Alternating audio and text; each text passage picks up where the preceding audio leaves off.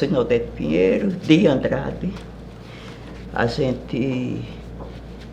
Esse complemento do nome é porque é importante para nós negros termos nomes e sobrenome. Isso, Lélia Gonzalez deixou essa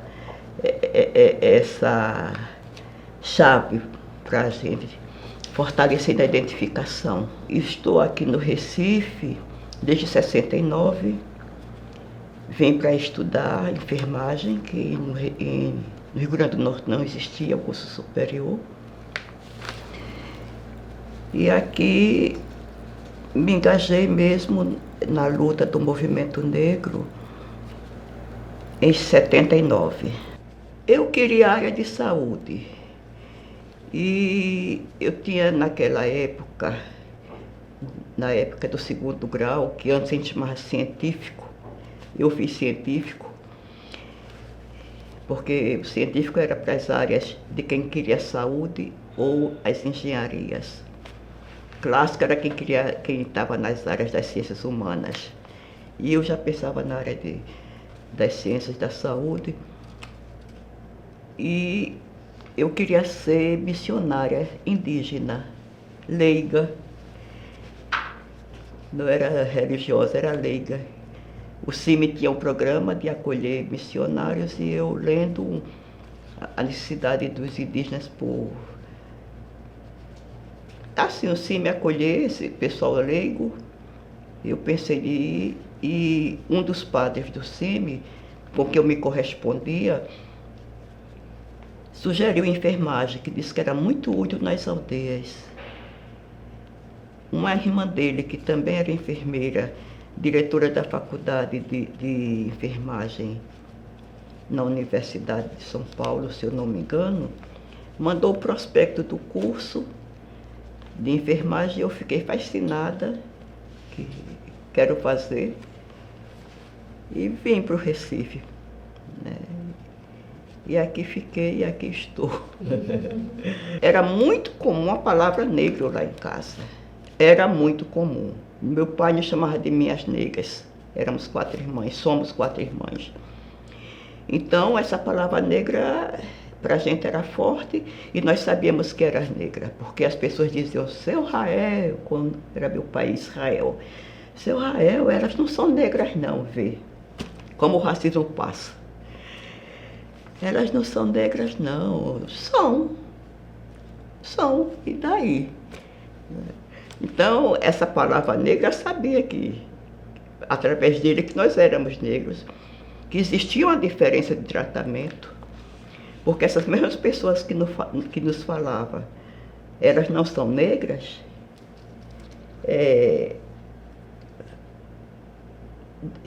falavam mal, criticavam, riam de algumas pessoas negras, debochavam. Então a palavra racismo eu não conhecia, não era pronunciada, pelo menos no meu ciclo, que era grande, mas não existia. Mas a gente sabia que existia um limite, né, entre um grupo e outro, entre os não negros e os negros. Então, para a gente não teve dificuldade de saber que era negra. Existia, né, essa diferença de tratamento muitas vezes. Não ser chamada para dançar, né? Nas festas de São João, era a última convidada. Isso a gente percebia. Não conduzir o pelotão no desfile de 7 de setembro, e por implicância, por fortalecimento pessoal, eu conduzia, ia para frente e dizia quem vai puxar o pelotão nos desfiles de 7 de setembro, sou eu. Na universidade, éramos 4 companheiras. Não. Éramos 6 pessoas negras na sala. E um homem e 5 mulheres. Ninguém falava a questão. Embora que uma delas era mais próxima de mim, Irene, hoje é falecida, ela também identificava uma questão de diferença nas relações de tratamento. E conseguíamos conversar. E, por sorte, de nós duas sermos próximas, foi ela que trouxe para mim as informações de reuniões de movimentos negros em São Paulo, movimentos negros da Universidade de São Paulo. E nessa época foi quando realmente a gente começou a pensar em se reorganizar, de se organizar. A gente não sabia nada do que tinha acontecido no passado, porque nunca tinha lido nada sobre a questão negra. Irene e eu fomos as duas cabeças, e mais Silvio Ferreira, um rapaz de sociologia, que começamos aqui a articular a reorganização do movimento negro aqui em Recife. Na graduação, eu tive Dona Isabel, uma mulher fantástica,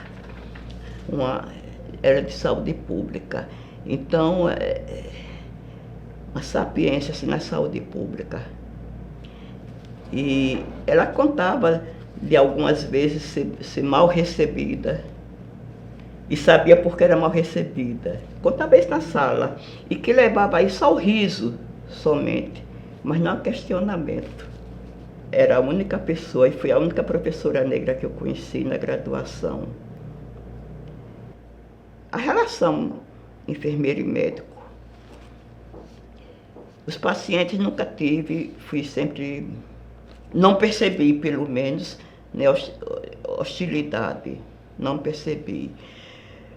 Mas não deixou de ter médicos, no Hospital Barão de Lucena especialmente, que eu percebi, médicos que chegavam assim, eu estava sentada no birô, ele sentava assim no birô, ficava de costas para mim, como se não tivesse ninguém ali atrás, sentado.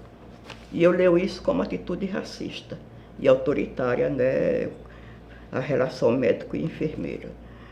Talvez não fosse dito, mas algumas colegas tinham, né, o tratamento não tão amistoso. E uma própria auxiliar de enfermagem disse assim, eu não vou trabalhar com aquela negra. Ironicamente, ela era negra também. As relações raciais são muito pesadas, né? Faz até o negro ter essa reação de distanciamento. Eu lembro que no estágio a gente cuidava, cada aluna ou aluno cuidava de uma criança, né? No primeiro estágio da gente, já no terceiro ano. O usuário que eu cuidei era um menino de 9 anos, de Pesqueira, não tem por que dizer o nome dele agora, e ele tinha um diagnóstico de anemia falciforme. E nós dois nos encontramos muito, né? Eu no avã de conhecer a doença da criança e de dar o melhor para ele de atendimento, fui ler, procurava saber o diagnóstico, o que era que ele tinha, e encontrei uma pequena informação sobre a anemia falciforme. O clínico, quando eu perguntei a ele, o chefe da clínica, eu perguntei a ele, no Hospital Pedro II, ele disse que a gente não sabe muita coisa sobre a doença dele, a gente está ainda na parte de descoberta, de identificação, de aprofundamento. E ficou nisso. Como aluna, foi a informação mínima, né? Que era uma doença que atacava os glóbulos vermelhos, sem muito aprofundamento. Mas pergunte se esses profissionais têm esse cuidado. Nem sei se medicina, que é fundamental que tivesse, já implantou esse programa, porque eu já não cobro mais nada. Isso nós fizemos várias gestões, conversando com médicos, conversando com estudantes, e não víamos motivação. Como já é passado um longo tempo, um longo, que eu digo, 8, 10 anos, quem sabe se agora já tenham implantado. Pelo menos tenha uma introdução, né, a esse conhecimento, que é fundamental. A gente se reorganizou em 79. 80 ainda foi muita discussão, muito aprendizado, né? Quem sabia mais passava para outra pessoa. E na década de 90 a gente já estava propondo ações. A gente estava enriquecido. Pessoas do movimento negro, foi incrivelmente. A gente a graduação para a gente era um meio da gente se apropriar de toda uma formação intelectual direcionada à área que a gente estava atuando, né? No meu caso, foi me aprofundar na questão da saúde da população negra.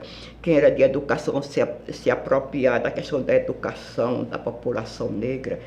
Era incrível, foi assim um boom de conhecimento, de produção mesmo intelectual, né? Produção científica, que antes nós não tínhamos muito, né? Nós não produzíamos muito. Você vai ver essa produção começar a surgir através da militância negra na década de 80 em diante. Porque antes eu me formei muito com estudos produzidos por não negros. Felizmente que tinha gente comprometido, né? Felizmente que teve, não tenho nenhuma, pelo contrário, sou muito agradecida a quem conseguiu ter essa visão, particularmente as pessoas do Sul e Sudeste, Sul nem tanto, mas Sudeste, no caso de São Paulo, Rio de Janeiro já algumas pessoas faziam isso. Lélia Gonzalez, por exemplo, ela era mineira, morava no Rio e ela despontou muito cedo pelo ambiente. O ambiente tem um peso muito grande no que a gente, né, pode ser. Lélia Gonzalez na área das ciências humanas, né, e pouca gente na área de saúde. Mesmo assim, tinha alguém, por exemplo, na área de saúde, Regina Nogueira, no Rio Grande do Sul, depois Fátima Oliveira, embora mineira, morava em São Paulo. Foram elas que contribuíram muito, muito, muito para a questão da anemia falciforme, né? E assim foi que a gente foi saindo, foi deslanchando. Então, em 90 a gente já tinha essa produção feita pela militância negra, com aprofundamento, e aí a gente começou a propor novas diretrizes, né, para o governo federal, aliás, municipal, estadual e federal. Então, em 95, nos 300 anos de Zumbi dos Palmares, na morte de Zumbi dos Palmares, nós fizemos uma caminhada linda, linda, linda para Brasília e pressionamos o governo de Fernando Henrique com tudo que nós tínhamos direito, né? Na área da saúde, na área da educação, em todas as áreas, nos quilombos, nas terras quilombolas e das outras terras também, ribeirinhas, que tinham uma população negra expressiva. E Fernando Henrique nos atendeu. De bom grado ou não, mas nos atendeu. E criou GTs. Cada ministério criou seu GT. Né? O seu GT de saúde, o seu GT do Ministério de Desenvolvimento Agrário, GT na educação, cada um desses. Já existia aqui a APA, um grupo que trabalhava com doentes da anemia falciforme, uma ONG, Associação Pernambucanas de Anemia Falciforme, mais ou menos isso, APA. Já tinha proposto, através de um vereador, a ideia de criar, junto à prefeitura, uma ação que pudesse atender de outra forma, em nível municipal, mas o governador não apoiou aquele projeto de lei. E quando João Paulo assumiu, a gente levou a proposição para lá, para o prefeito. O secretário de saúde era Humberto Costa, que era um aliado do movimento negro, foi brilhante, Aí no dia 21 de março, 21 de março de 1900 de 2001, aliás, de 2001, fundou-se esse grupo que trabalhava o programa de anemia falciforme. Foi quando a gente começou a articular em nível municipal. Quando Miranete também foi convocada para formar na Secretaria Estadual, aí ampliou muito mais, né, a discussão. Ela levou para vários municípios de Pernambuco. Temos que reconhecer que a coisa foi bem salutar, né? Só não sei, como eu me afastei muito, eu não sei como esses municípios estão fazendo internamente, porque era muito doloroso, isso eu vi e ouvi, as pessoas saíam de Petrolina, a última cidade do estado, para vir ser medicada no Hemop, numa crise. Isso é cruel. Quantas horas você vir numa ambulância para ser medicado aqui, porque lá não tinha médico que atendesse? Isso é descaso, né? Isso é muito grave. Então, eu espero que não esteja nessa crise ainda, porque não é nem crise, é descaso mesmo com essa população, né, que a gente sabe que predomina na população negra. Isso, a literatura médica diz isso. Mas talvez até por isso não seja tão prestigiada. Depois que Miranete foi para o estado, Soni assumiu, né? Soni Santos, falecida, assumiu, foi brilhante, porque ela já acompanhava o GT Racismo na prefeitura e deu continuidade com brilhantismo. Foi muito bom. Depois que Soni faleceu, ficou outra companheira que é enfermeira também, Rose. Continuou e deve estar continuando ainda. Mas assim, não é fácil, porque se a Secretaria de Educação, as secretarias de saúde não incorporarem o trabalho, é muito mais difícil para quem está no comando dos GTs. É muito difícil. E pelo que eu sei, não tem sido fácil para essas pessoas. Mas tem a resistência, né? Tem a questão do compromisso militante, que é mais forte do que tudo. Então, vai lá e faz o que pode. E o que não pode, muitas vezes, né? Às suas custas. Esse jornal é de 97. Mas isso já era um aprofundamento do que já existia as pessoas publicando. Saúde pública ignora, de fato, doença hereditária mais comum no Brasil, a anemia falciforme. A doença hereditária, ela é genética. Não quer dizer que eu, você, Renan, tenhamos, por ser negro, temos que ter. Não. Uma população que veio com esse traço e multiplicou aqui no Brasil. Não é que todo negro tem anemia falciforme, mas tem um grupo desse grupo étnico que tem, né, esse desenvolvimento da anemia falciforme. Enfim, foram os jornais que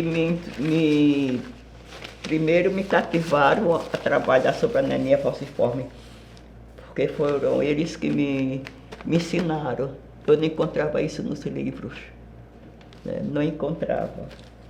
O primeiro documento do Ministério da Saúde aqui, já com a formação do GT, anemia falciforme. Esse documento circulou entre nós no Brasil inteiro. No Brasil inteiro. Foi fantástico. Era uma revista. Enfim, essa pasta me é muito querida porque de trás para frente foi vendo o desenvolvimento dos textos e da produção, né, que começou a brotar no Brasil. Por isso é que eu sou tão fã de jornais. Não me deixo de colecionar meus jornais, de recortar. É tudo isso. Eu fui muito feliz como enfermeira, porque eu fiz o que me propus fazer.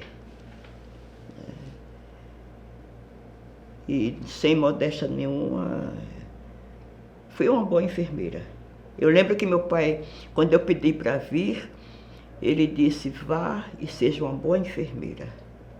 Então isso para mim sempre ficou.